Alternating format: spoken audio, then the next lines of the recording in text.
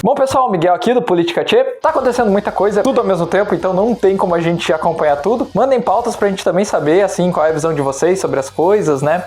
Tá pra sair a série do Explanando, eu vou tentar um formato diferente, então por isso que ela tá levando um pouco mais de tempo, mas vai ficar bem legal. Eu acho que pra informar vai ser interessante, pra viralizar também, né? Não viralizar, né? Mas pra enviar pros amigos ver um conteúdo um pouco diferente. Não vai ter o meu rosto feio, né? Então provavelmente vai ser mais interessante, assim, ver o novo formato dela. Vamos lá, então. A primeira notícia é referente ao que ocorreu semana passada num comício, lá num show, numa apresentação, um showzinho particular do Lula que ele foi dar, e ele comentou, né, que foi uma peça fundamental na soltura, né, dos sequestradores do Abílio. Isso foi em 1989, 1988, por aí. E aí, o que aconteceu, né? O pessoal petista, com certeza, tá passando pano, estavam já gerando uma notícia falsa ou uma meia-verdade, vai tu saber o que é, falando que esses fatos já são conhecidos desde 98, o que não é bem verdade. É conhecido que o Lula ligou para o Fernando Henrique, mas tudo que o Lula falou semana passada não era reconhecido até então. E o que aconteceu? A gente tem mais uma vez o Lula falando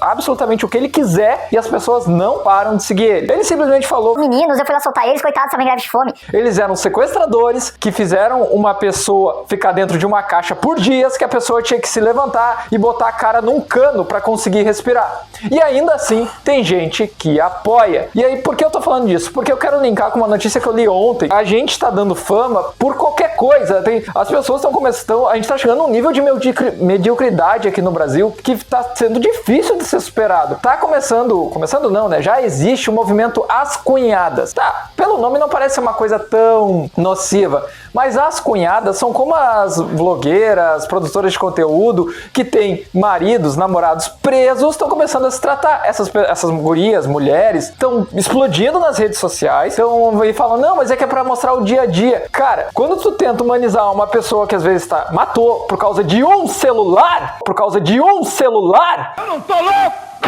Tu tá tentando relativizar o que aconteceu. E tem gente que tá dando audiência. Essas pessoas estão ganhando 20, 30 mil seguidores no mês. Isso é absurdo. Eu não sei por que a gente, como população, tá dando audiência pra esse tipo de coisa. Tudo bem, não precisa monstrificar a pessoa que tá presa. Ela, teoricamente, tá pagando pelo que ela fez. Mas precisa mesmo aplaudir. Que nem quando o goleiro Bruno saiu da cadeia. Tinha gente lá esperando pra bater foto com o cara. O cara deu uma mulher grávida pra um cachorro comer, do jeito gastronômico, não do bíblico. E o pessoal continua aplaudindo, sabe? Eu realmente não entendo o que o brasileiro quer, o brasileiro quer como celebridade. Parece que ele gosta de, tipo, uma pessoa que vai passar a perna nele. A gente não tá querendo alguém que tente explicar que realmente a condição tá difícil, porque a gente passou por uma pandemia, a gente passou por uma guerra, e agora os preços vão subir, mas com certeza o nosso presidente poderia fazer coisas pro preço não subir tanto. Parece que só querem dizer, não, é culpa do governador. Cara, não é assim. A gente precisa entender que certas coisas precisam ser explicadas e precisa de um tempo para estudar. Não dá para sempre aplaudir mediocridade, entende? Eu realmente quero acreditar. Sabe de nada, inocente. Que a nossa população, tanto a mais velha quanto a minha geração, quanto as pessoas mais novas, porque eu já sou velho, né? Já tenho uma geração antes de mim, elas estão, sei lá, idealizando uma ideia. Mas é ridículo o jeito que a gente tá rumando. Sei lá, a Simone e a Simaria brigaram e todos os blogs aparecem isso. O Lula fala que ajudou na soltura de sequestradores, que anos depois algum deles até cometeram assassinato, e nada acontece, sabe? A vida continua, sabe? Eu acho isso complicado de lidar.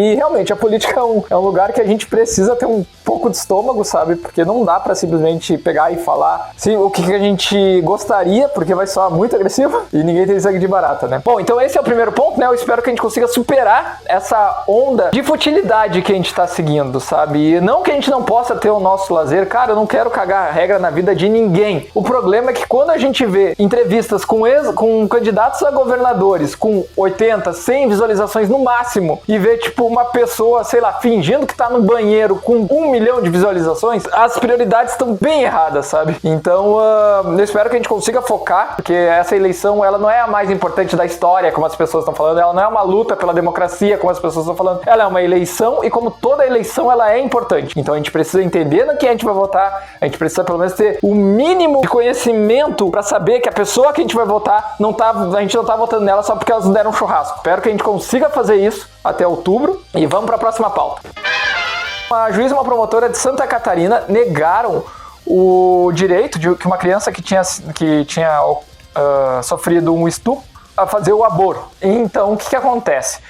A microbolha da internet, né, ficou muito revoltado porque, além dela proibir, ela fez um terrorismo mental ali na menina de 11 anos. Anotem isso, 11 anos, falando que, não, mas eu vou ter que ver, a criança vai sofrer, de repente a gente prolonga um pouquinho mais isso, né? De repente o pai queira dar pra adoção, o estuprador, o pai queira dar pra adoção, aí tu vê, de repente, tem 30 mil famílias querendo adotar uma criança, a tristeza de vocês pode ser a felicidade de alguém. Tipo, ela estava tratando como um caso normal. Uma criança de 11 anos, além de sofrer violência sexual, ainda engravidou e ainda precisa estar ouvindo disso de uma mulher que vai sair dali e ir para casa dela de 4, 5 andares com um salário de 40 mil mais benefícios. Ela precisa ouvir isso. Uma garota de 11 anos que nem entendeu direito o que aconteceu com o corpo dela. E claro que isso revoltou as pessoas.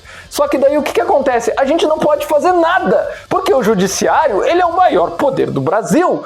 Alguns anos atrás, aconteceu aqui que um desembargador no Rio Grande do Sul, ele entrou com uma ação, ou com a liminar, que fazia todos os CFCs aqui do Rio Grande do Sul ter o simulador. Ninguém queria aquela porcaria. Só que por causa de um desembargador, ele colocou ainda com amplo apoio da sociedade civil. Ninguém queria usar aquele troço, ele só era mais caro. Foram derrubar agora no passado. A gente ficou quase, se eu não me engano, de 5 a 8 anos com essa coisa aí que o CFC tava só sugando dinheiro. Ele comprou porque foi obrigado, aí depois só veio o lucro por causa de um desembargador. E aí, quando esses caras são pegos, quando eles fazem alguma coisa que irrita muito alguém, que não é a população, normalmente é algum político, alguma coisa, quando acontece isso, eles são aposentados, eles continuam ganhando dinheiro, eles continuam com o salário deles quase integral, essa é a maior punição deles, parar de trabalhar, sabe? Então, esses tipos de casos, eles têm que acender uma luz muito vermelha para o nosso judiciário. A gente precisa deles mais controlados. Fora o fato que eles estão o tempo todo solicitando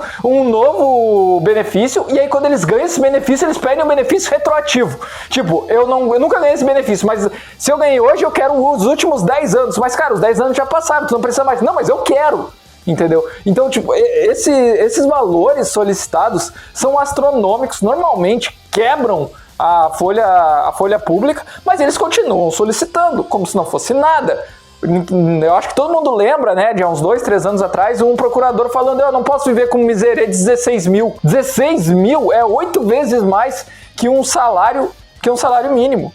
E o cara tá dizendo que não consegue viver com isso. Então vai trocar tua casa, vai trocar teu carro. Porque é a gente que paga tudo isso. Quando a gente tem um corte na renda, quando aumenta o preço das coisas, a gente precisa se ajustar a eles. Não, eles pedem aumento. Que porcaria de gestão pública é essa?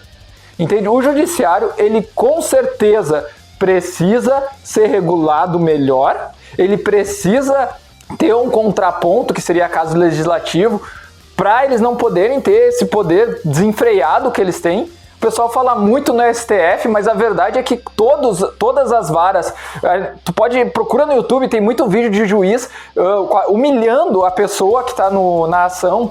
Se eu não me engano, foi em Santa Catarina também, ou foi no Paraná. Uma empregada doméstica botou a patroa dela na justiça e a juíza humilhou a mulher, sabe? Humilhou, tipo, cara, tu tá ali pra julgar o mérito da causa, não as pessoas, sabe? E ela pegou e humilhou a mulher. Então, com certeza, essas pessoas, elas precisam de uma corda bem mais curta, sabe? A gente deram muita rédea e agora tá liberado, eles fazem o que eles quiserem. Se tu pegar briga com o juiz, ele pode estragar a tua vida assim.